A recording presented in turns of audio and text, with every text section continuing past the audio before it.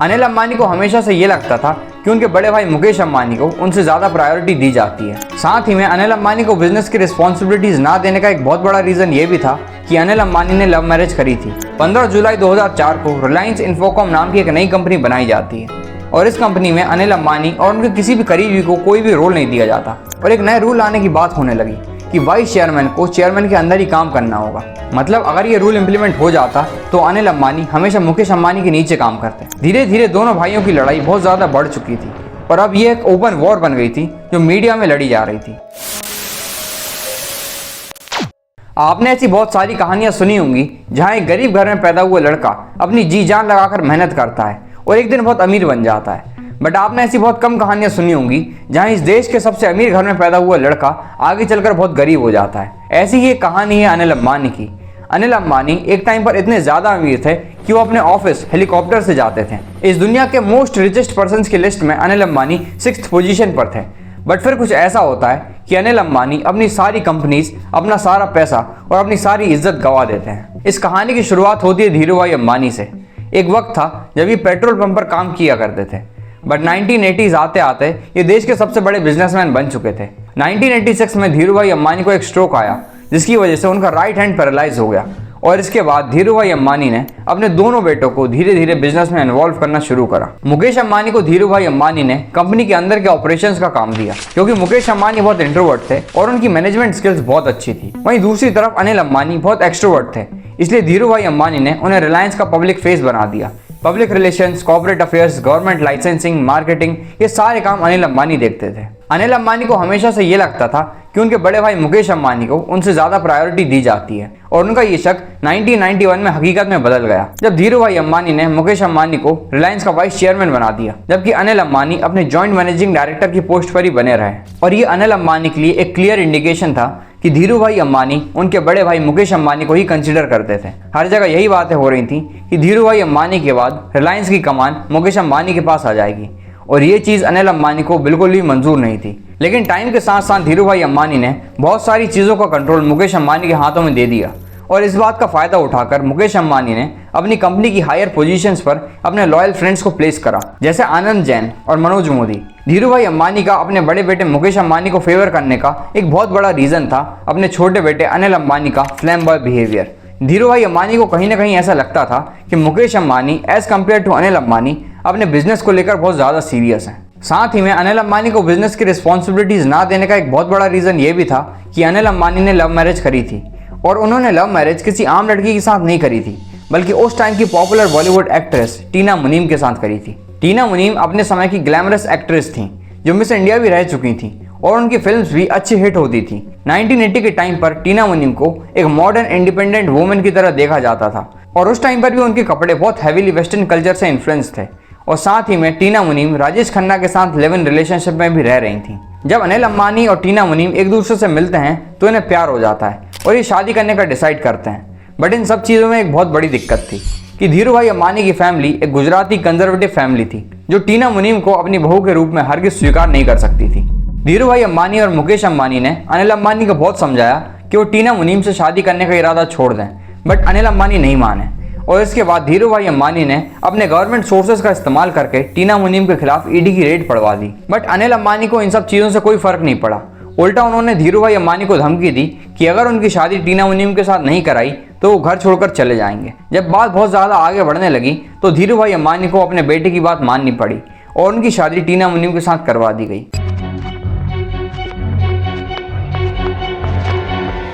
अनिल अंबानी की इस जिद की वजह से उनकी इंपॉर्टेंस फैमिली में बहुत ज़्यादा गिर चुकी थी।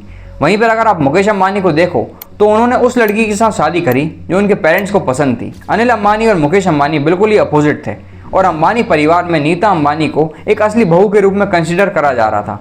वहीं पर टीना मुनीम को एक आउटसाइडर के रूप में देखा जाता था जिन्हें इतनी ज़्यादा इंपॉर्टेंस नहीं दी जाती थी। धीरूभाई अंबानी और कोकिलाबेन घर के इंपॉर्टेंट डिसीजंस के लिए नीता अंबानी पर डिपेंड होते हैं और उन्हें ही कंसिडर करते हैं, जबकि टीना अंबानी को ऐसा कोई भी बड़ा रोल नहीं मिलता जो अनिल अंबानी को पसंद नहीं आता। धीरे धीरे नीता अंबानी बिजनेस को ज्वाइन करने लगी और उनके बिजनेस के इंपॉर्टेंट डिपार्टमेंट्स भी संभालने लगी बट टीना अंबानी को ऐसा नहीं करने दिया गया। अनिल अंबानी को कहीं ना कहीं ऐसा लगता था कि जो काम वो रिलायंस इंडस्ट्रीज के लिए कर रहे हैं, जैसे पॉलिटिशियंस और ब्यूरोक्रेट से डील करना, उन्हें उतनी इंपॉर्टेंस और अप्रिसिएशन नहीं मिल रहा जबकि उनका काम बहुत इंपॉर्टेंट है और इसके बाद भी घर में इंपॉर्टेंस और बिजनेस में पावर, ये दोनों चीज़ें मुकेश अंबानी के पास हैं और ये चीज़ अनिल अंबानी को चुभने लगी थी। धीरू भाई अंबानी के रहते रहते दोनों भाइयों के बीच में दुश्मनी हो चुकी थी और ये चीज़ धीरू भाई अंबानी और उनकी वाइफ कोकिला बहन को साफ साफ नजर आ रही थी। बट धीरू भाई अंबानी नहीं चाहते थे कि बिजनेस का बंटवारा हो और इसलिए धीरू भाई अंबानी ने एक बहुत बड़ा फैसला लिया। मार्च 2002 में धीरू भाई अंबानी ने अपने रिलायंस ग्रुप की 2 बड़ी कंपनियों का मेगा मर्जर अनाउंस करा,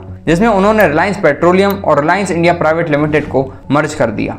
धीरू भाई अंबानी को यह लगा था कि उनके इस स्टेप से बंटवारा इम्पॉसिबल हो जाएगा और दोनों भाई मिल बांट कर बिजनेस करेंगे, बट ऐसा होता नहीं है। जब 6 जुलाई 2002 को धीरू भाई अंबानी का देहांत होता है तो रिलायंस इंडस्ट्रीज की कमान मुकेश अंबानी के हाथ में आ जाती है और Anil Ambani second in command बन जाते हैं। पूरे देश के बिजनेसमैन, मीडिया हाउसेस और पॉलिटिशियंस को ऐसा लगता है कि अनिल अंबानी और मुकेश अंबानी साथ में मिलकर रिलायंस इंडस्ट्रीज को नई ऊंचाइयों पर पहुंचाएंगे, बट ऐसा होता नहीं है। अनिल अंबानी को हमेशा से ये लगता था कि मुकेश अंबानी उनको साइडलाइन कर रहे हैं और उनके पास से पावर को छीन रहे हैं और उनका ये शक कुछ ही सालों के अंदर हकीकत में बदल जाता है।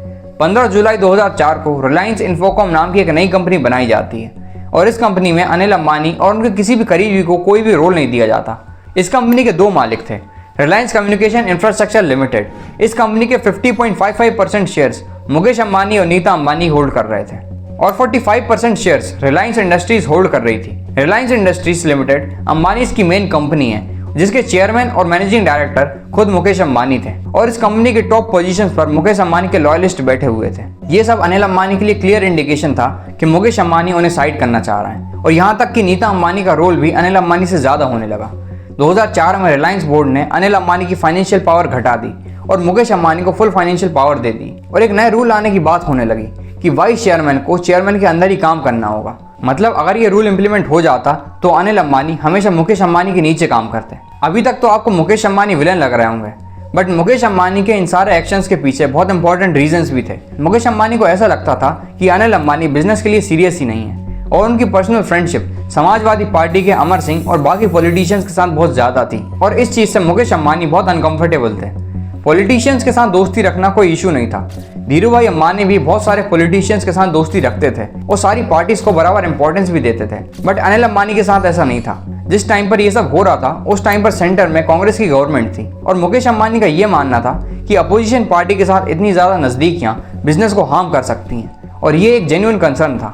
जून 2004 में Anil Ambani as an independent candidate UP के राज्यसभा इलेक्शन में पार्टिसिपेट करते हैं और समाजवादी पार्टी के साथ क्लोज रिलेशन होने के कारण वो इलेक्शन जीत भी जाते हैं। पॉलिटिक्स ज्वाइन करते वक्त अनिल अंबानी को ये सब डिस्क्लोज करना पड़ा कि उनके एसेट्स की वैल्यू कितनी है, उनके पास कितनी वेल्थ है और मुकेश अंबानी इस चीज़ से भी नाराज थे कि अब पूरी दुनिया को पता है कि हमारी वेल्थ कितनी है, हमारे पास कितनी प्रॉपर्टी है। मुकेश अंबानी को यह भी लगता था कि अनिल अंबानी ने जो gas based power plant Dadri में बनाने का डिसीजन लिया है ये सिर्फ इसलिए लिया है ताकि समाजवादी पार्टी के पॉलिटिशियंस को खुश करा जा सके और इससे रिलायंस इंडस्ट्रीज को करोड़ों का नुकसान हो रहा है। ये प्रोजेक्ट रिलायंस इंडस्ट्रीज पर थोपा गया है। धीरे धीरे दोनों भाइयों की लड़ाई बहुत ज़्यादा बढ़ चुकी थी और अब ये एक ओपन वॉर बन गई थी जो मीडिया में लड़ी जा रही थी। पूरा मीडिया अनिल अंबानी के सपोर्ट में था और मुकेश अंबानी के खिलाफ न्यूज़ छप रही थी जिससे उनकी इमेज पर बहुत असर पड़ रहा था। न्यूज़पेपर में वो सब छप रहा था जो अनिल अंबानी फेस कर रहे थे। दिसंबर 2004 आते आते हालात इतने ज़्यादा बिगड़ चुके थे कि देश के फाइनेंस मिनिस्टर पी चिदम्बरम को मीडिया में आकर बोलना पड़ा कि इस लड़ाई को घर तक रखो, इससे देश का बहुत नुकसान हो रहा है। और जून 2005 में दोनों भाइयों के बीच में कोकिला बहन ने बंटवारा कर दिया। बंटवारा होने के बाद अनिल अंबानी की लाइफ में बहुत ट्विस्ट एंड टर्न्स आए। उन्होंने बहुत हाईज देखे, बट जब उनका डाउनफॉल शुरू हुआ तो वो हर जगह से बैंकरप्ट हो चुके थे। इसके बारे में मैं आपको अगली वीडियो में बताऊंगा, इसलिए इस चैनल को सब्सक्राइब करें, वीडियो को लाइक और शेयर करना ना भूलें। जल्द मिलते हैं अगली वीडियो में। धन्यवाद।